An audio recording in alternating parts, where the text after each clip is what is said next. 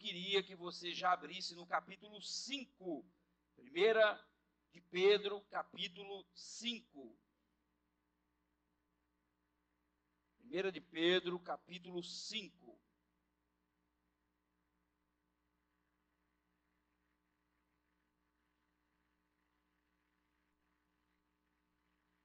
Primeiro de Pedro, capítulo 5.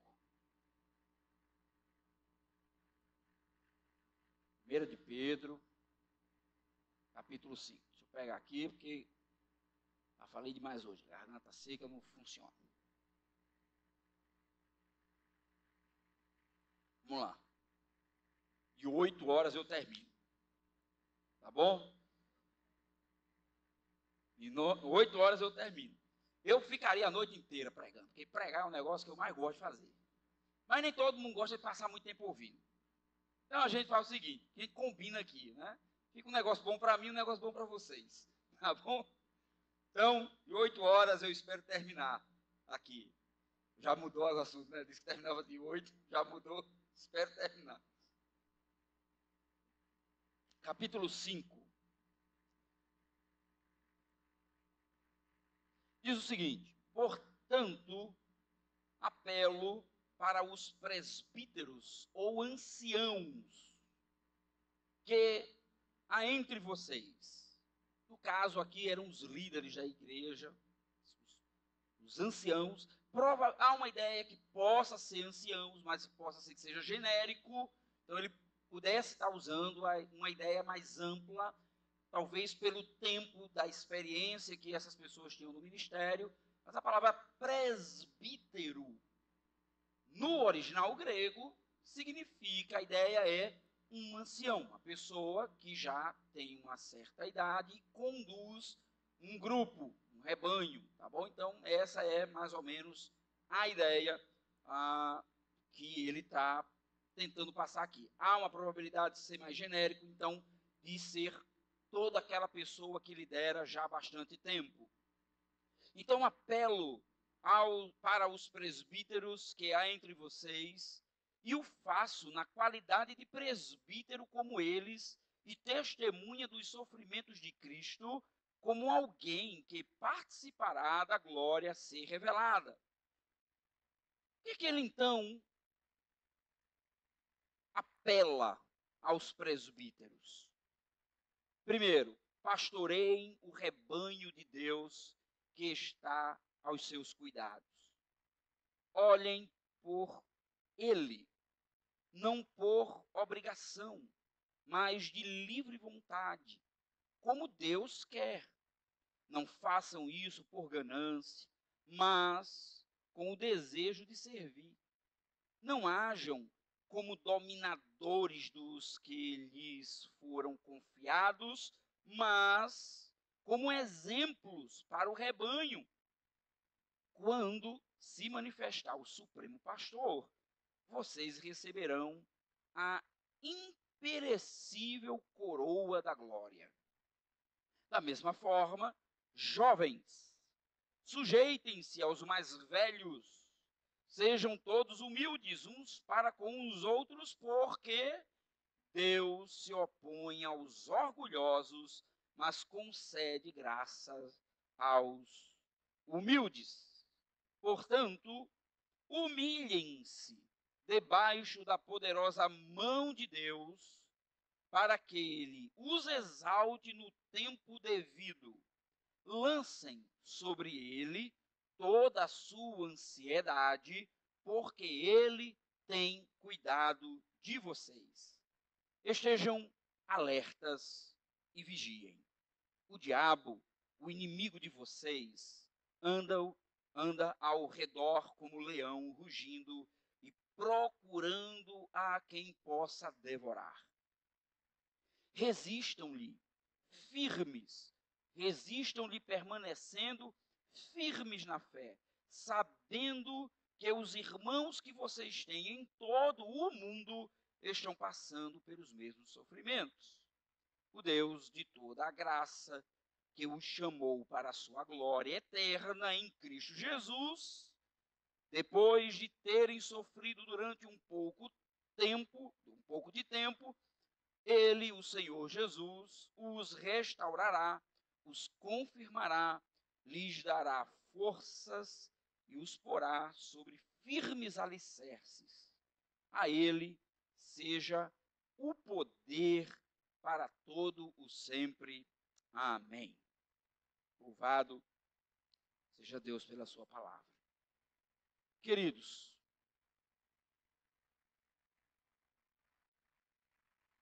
boa parte dos estudiosos dos últimos tempos, eles têm concordado que nós temos vivido uma crise de liderança.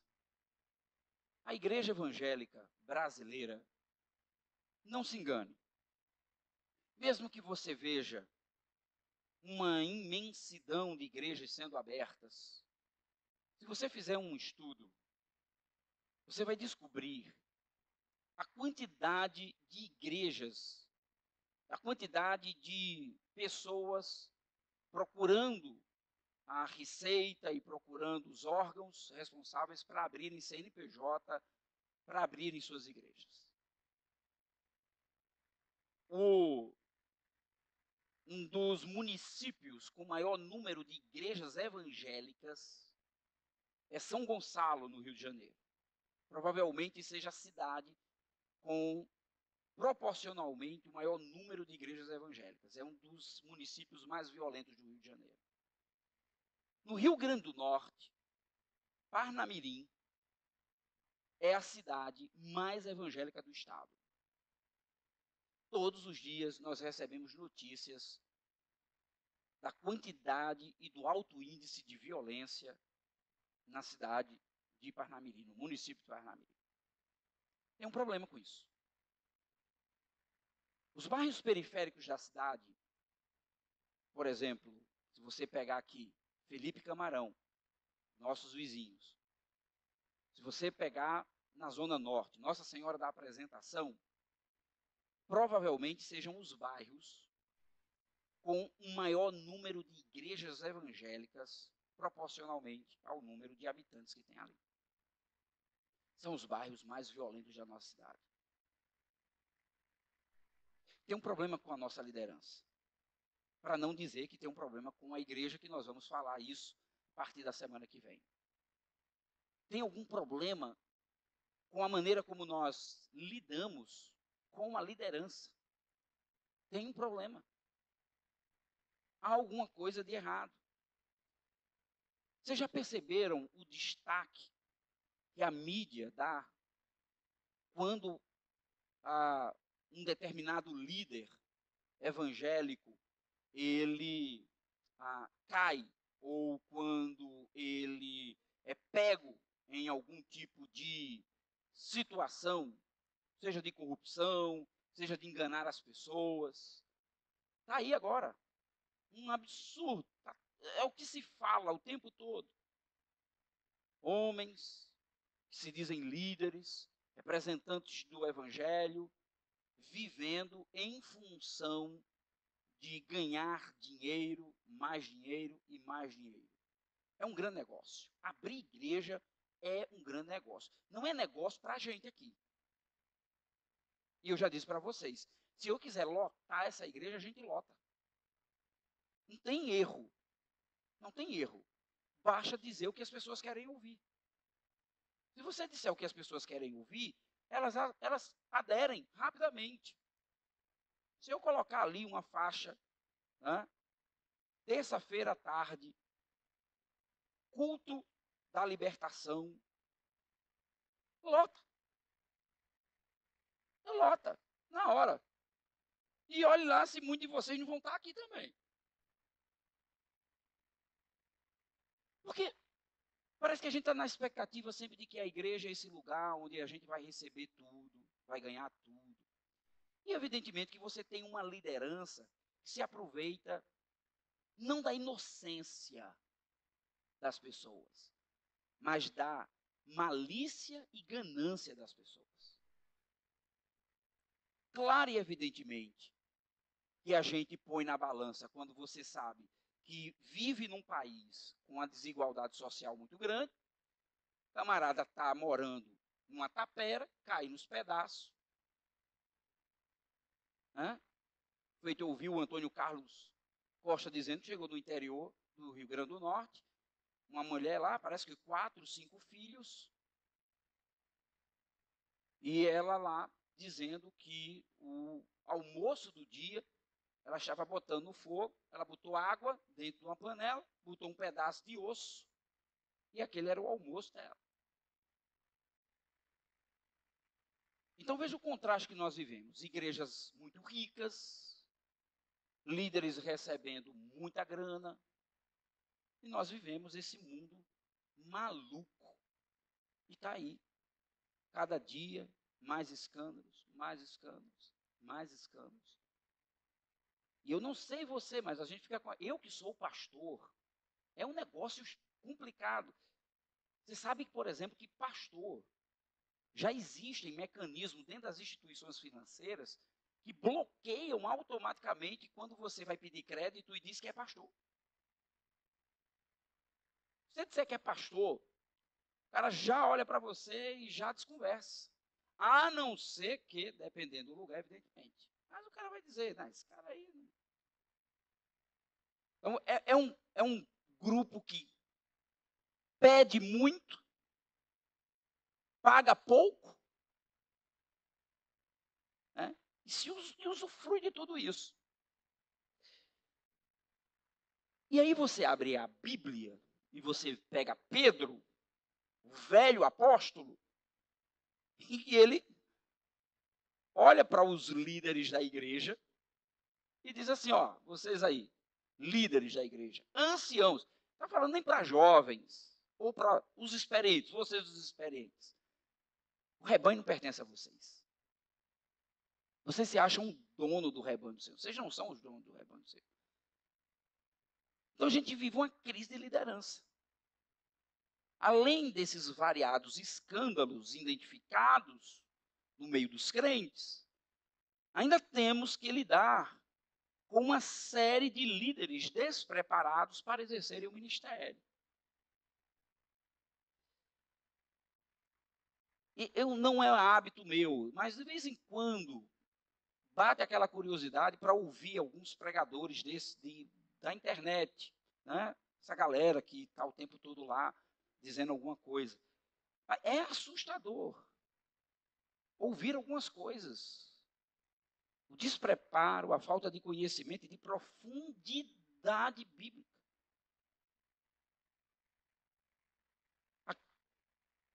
Uma ferramenta tão boa que você poderia usar para encharcar a mente das pessoas de um evangelho poderoso e robusto, as pessoas se utilizam para superficialidade,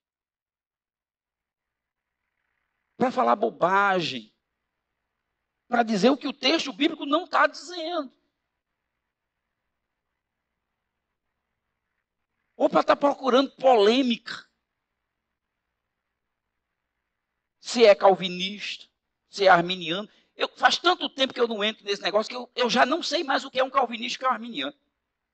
Eu estou com um problema agora, porque eu não sei. O pessoal pergunta, o senhor é arminiano ou calvinista? Eu digo, rapaz, deixa eu estudar ali um pouquinho, porque eu já me esqueci. Porque a falta de preparo, de entender a realidade, o sofrimento, a dor das pessoas, de um Deus que é gracioso, que é misericordioso, e a gente vai vivendo meio que no automático tudo isso. Os chamados presbíteros, pastores, de experimentados na vida, têm se deixado levar pela avareza e o amor ao dinheiro. Isso é terrível. Os jovens, e é interessante porque ele fala dos presbíteros e depois ele vai falar dos jovens. Os jovens podem ser tomados pelo orgulho e a partir daí criar uma crise geracional. Uma geração que não tem paciência com os mais antigos, que não conseguem acompanhar a evolução tecnológica, que não tem paciência de conversar, de aprender com a experiência dos outros. Porque preste atenção, eu tenho aprendido uma coisa. Vai chegando um tempo, você vai ficando velho, mais velho, né? Eu estou já nas beiras dos 48. Então, você vai ficando mais velho, você não tem mais dinâmica que você tinha um tempo atrás. Então, você, inclusive, não consegue ter mais iniciativa que você tinha tempo atrás. Aí eu comecei a raciocinar o seguinte: imagine uma pessoa que já está com 60, 70, 80. Essa pessoa, ela olha para si mesma e diz assim: eu já não tenho mais o que fazer, eu não sirvo mais para nada. Mas é interessante porque me parece que a Bíblia dá uma deixa de que o valor que tem essa pessoa deve ser estimulado pelos mais novos. E você sabe como é que você estimula? Quando você senta com ele para conversar. Me conta a tua história aí. Como é que foi sua vida? Achei muito legal. Segunda-feira, no encontro dos homens aqui, Admilson estava aqui, e aí a gente começou a conversar, e você olha para esse homem bigodudo, cabeça branca, cara fechada, fazedor de pão, né? E foi muito legal a conversa, a gente começou a bater um papo aqui, e aí Admilson começou a contar histórias interessantes da experiência. Eu nunca imaginei isso. E eu achei muito legal quando ele disse: veja, você vai aprendendo com os outros. E ele disse algo que eu achei muito legal. Como ele abriu aqui para todo mundo, abriu para os homens aqui. E ele disse assim: eu nunca fui uma pessoa de ter muitos amigos, eu fui instruído a não ter amigos. Eu fui instruído a ser sério, porque o trabalho me exigia seriedade e eu não podia me envolver emocionalmente com as pessoas. Então eu cheguei numa fase da minha vida, eu não tenho amigo, não tenho negócio de amigo, de estar. Né? Como é que Admilson interage no grupo de WhatsApp?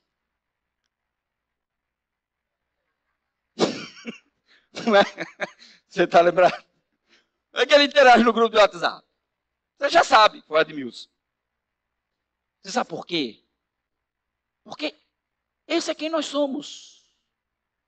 E aí a gente fica perguntando: o que uma pessoa pode ensinar a outra? Você tem que sentar com ela. Então, eu acho que está aqui uma oportunidade que os mais jovens têm de deixarem de ser orgulhosos, sentarem com os mais velhos e aprenderem com eles. Sente com o seu avô, sente com sua avó, pergunte como é que foi a juventude deles, como foi que eles tiveram que lidar com uma série de situações na vida. A gente vive uma dramaticidade na nossa vida, mas a gente às vezes vai vivendo isso tudo sozinho, sem aprender com o outro.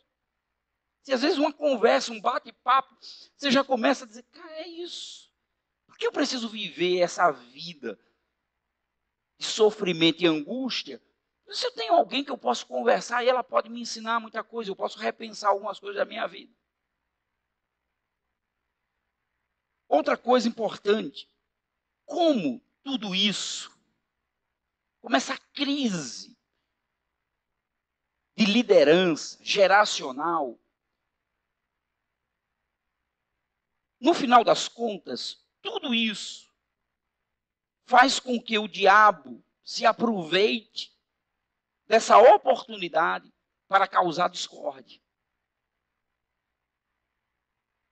O diabo está lá, o tempo todo. Então, nesta ótica, Pedro dá os seus conselhos finais. Primeiro, sejam líderes fiéis. Sejam líderes fiéis. Nunca ouvimos e testemunhamos tantos escândalos. Quanta liderança passando a imagem deturpada, uma imagem ruim.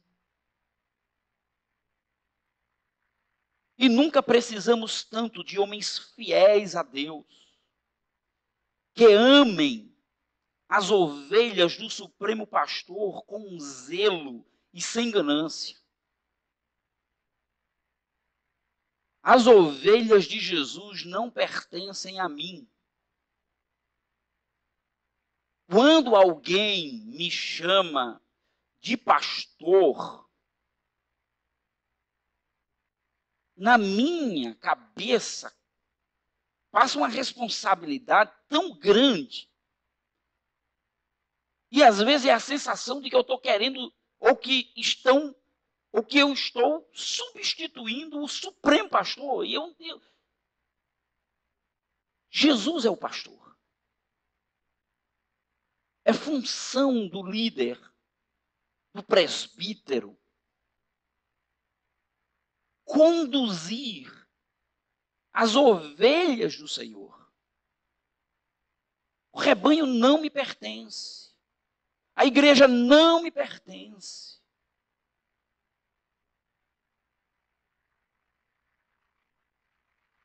O fato é que a imagem da igreja tem sido desgastada de maneira sacrificial. Os homens tripudiam da igreja, dos líderes, tripudiam, riem de nós. O conselho de Pedro é: pastoreiem o rebanho de Cristo. Pastoreiem o rebanho de Cristo. O interessante é que a ideia de pastorear em si já deve ser uma atitude do pastor. Pastorear já é uma atitude. Não é pastorear como. Porque o contrário de não pastorear é usar as pessoas para o seu próprio benefício. A ideia de pastorear é um valor em si. Pastorear significa: conduza as minhas ovelhas em lugares seguros. Pastoreie, exerça a função de um pastor.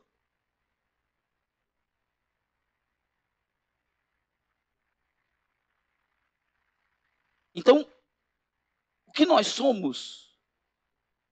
A ideia do pastor é a ideia de alguém que conduz bem o rebanho de Jesus. Portanto, o contrário de pastorear é ser ganancioso, interesseiro. Mas o serviço é a principal motivação de quem quer liderar. Tem que servir. Sem servir, não adianta. Sem servir, nós não conseguimos transmitir para as pessoas o sentido e o significado do Evangelho. O Evangelho é servir. Jesus diz: eu vim para servir e não para ser servido. Maior é aquele que serve do que aquele que é servido. No reino de Deus não cabe: eu me decepcionei porque as pessoas não fizeram isso ou aquilo por mim. Não funciona. Você foi chamado por Deus para servir.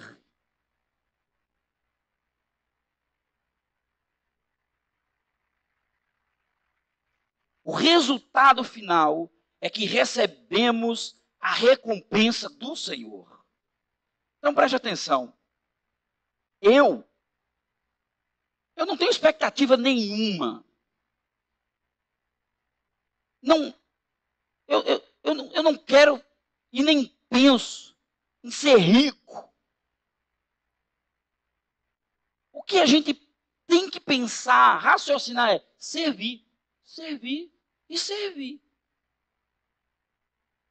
Você e eu como pastor da igreja, fui chamado para servir.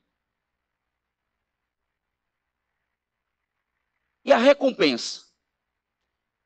A imacessível, indestrutível coroa que só o Senhor é capaz de dar. Nenhum ouro, nenhuma conta bancária gorda, nenhum carro do ano, nada é mais recompensador do que receber aquilo que é indestrutível, que vem das mãos do próprio Senhor. A vida segue, é dureza, nem tudo sai do jeito que você planeja, mas acima de qualquer outra coisa, a recompensa vem do Senhor. Vem do Senhor. É dele. Tudo é para ele. O poder é dele, a glória é dele, a honra é dele. Nada é nosso. Tudo é dele. Tudo é para ele. Compreende? Dá para entender o que é ser pastor? Ser pastor não é controlar a vida das pessoas. Ser pastor é conduzir as ovelhas a Cristo.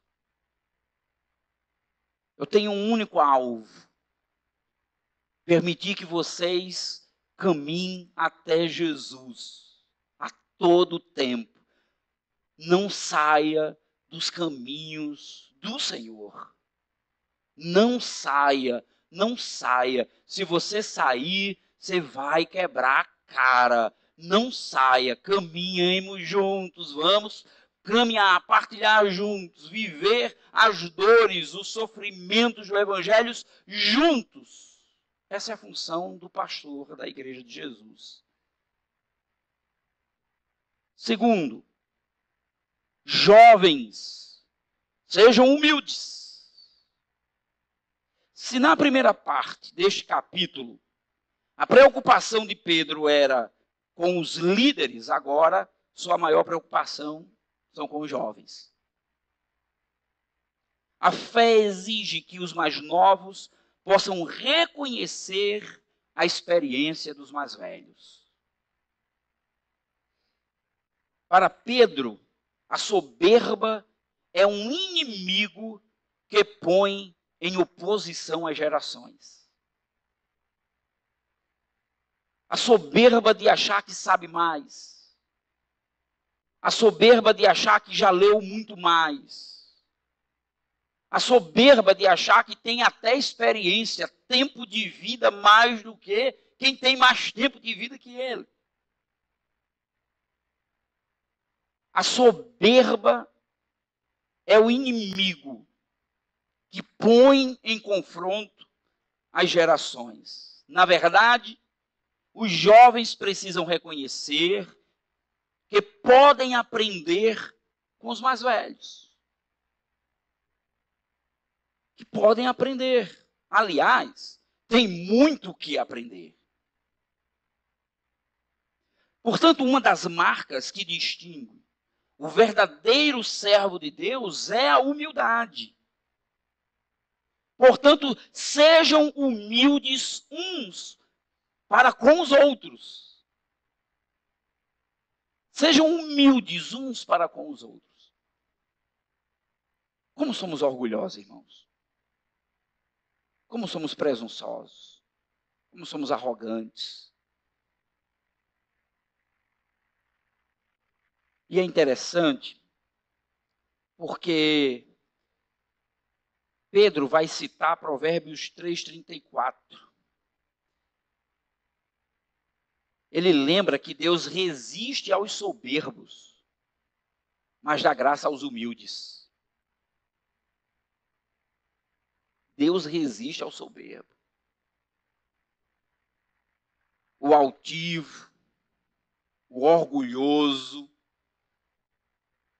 o que acha que está por cima, o que acha que entende tudo. que acha que já chegou no topo, Deus resiste a essa gente. Deus resiste. Mas aos humildes, o que é que ele dá? O que é que ele dá aos humildes? Graça. E o que é a graça? Graça é um favor que eu não mereço. Então preste atenção. O humilde não é grande coisa. Porque ele depende da graça. E a graça é algo que nós não merecemos. Mas ao soberbo, ele está criando confusão com Deus. Ele está armando guerra com Deus. E não é bom arranjar guerra com Deus. Não é bom ser soberbo. Uma das formas de resistir, portanto, a esta mente orgulhosa é humilhar-se diante do Senhor. Portanto, se humilhem diante da poderosa mão de Deus. Uma vida orgulhosa parece estar associada à ansiedade. Por quê? Lembra o que é que ele diz? Lançando sobre ele toda a vossa ansiedade, porque ele tem o quê? Cuidar de vós. Ele tem cuidado de vocês. Portanto, esse é o conselho de Pedro. Deixem de ser orgulhosos. O orgulho, a necessidade de bater metas, a necessidade de passar por cima dos outros, a necessidade de não ouvir as pessoas, a necessidade de ter sempre a resposta, a necessidade de ser o cara, de ser a mulher, de ser aquele que é, sabe, o top, gera ansiedade. Gera ansiedade. Porque a demanda é grande demais e a gente não dá conta. Porque a gente não para, a gente não reflete, a gente não senta, a gente não... Cara, o que eu estou fazendo? Por que minha vida está essa loucura? Por que tanta coisa que eu preciso dar conta?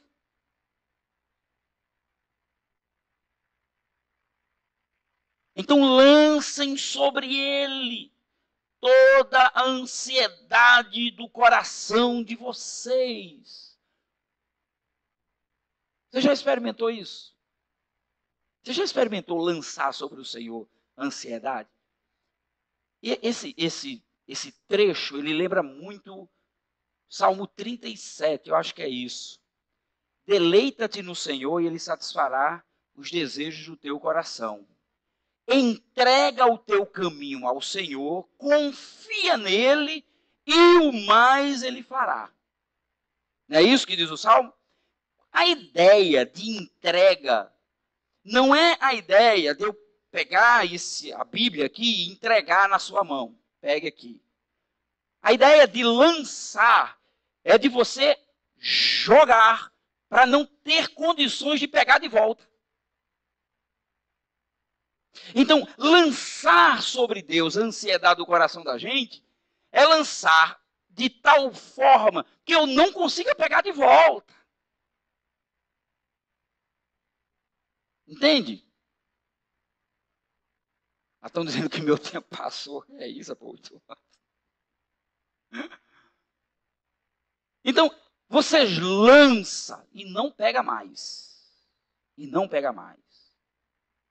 Portanto, em suas recomendações finais, Pedro lista uma série de orientações. Estejam alertas e vigiem. Vocês têm um inimigo visível que está aí à espreita, esperando a hora de dilacerar vocês. É interessante porque o texto grego diz que o diabo é o vosso adversário, ele anda ao derredor procurando a quem tragar. A palavra tragar é dilacerar. É você olhar um leão rasgando, destruindo uma pessoa. Então ele diz assim, o diabo ele está à espreita, esperando o seu vacilo, seu orgulho, sua presunção, sua ambição. O diabo não está lá tentando fazer você fazer as coisas. Não, ele confia em você. Você sabia que o diabo confia em você? O diabo tem fé em você. Porque ele sabe que você vacila. E que eu vacilo. Então ele fica lá, espreita, esperando. Na hora que você vacilou. Vacila como? Sai do rebanho, se distancia. Você já viu um leão tentando devorar uma presa? Você acha que um leão entra no meio de uma manada de búfalo? Ele não entra. Ele espera o frágil, o distante, o perdido. Você entendeu?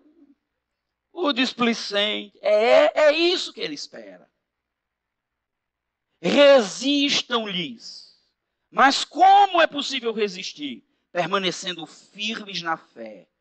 Saibam mais. Existem outros irmãos como vocês sofrendo ao redor do mundo. Então, irmãos, se apeguem à esperança. Como alvos da graça e eleitos para a glória eterna em Cristo Jesus, mesmo que tenhamos que sofrer por um breve momento, estejam certos de que Ele restaurará cada um de nós. Que Ele confirmará a fé de cada um de nós. Que Ele nos dará força e nos dará um alicerce firme. Por fim, não se esqueçam que tudo é para que Ele seja, ou para que a Ele seja o poder para todo sempre. Então, concluindo a nossa série, fechando a nossa série. Lembrem-se, somos eleitos de Deus para uma vida de esperança. Ao longo desta série, fomos lembrados que somos edificações de uma casa espiritual. Cristo é a pedra viva e nós somos parte da edificação da sua igreja. Nossa identidade com Cristo é que nos definirá no final das contas. E, finalmente, oremos por uma liderança que ama ao Senhor, por uma geração que reconhece que precisa aprender com os mais antigos, portanto, uma geração humilde. Saibam resistir às pressões e astúcias de Satanás. E estejam certos que Deus irá nos recompensar no final. Amém?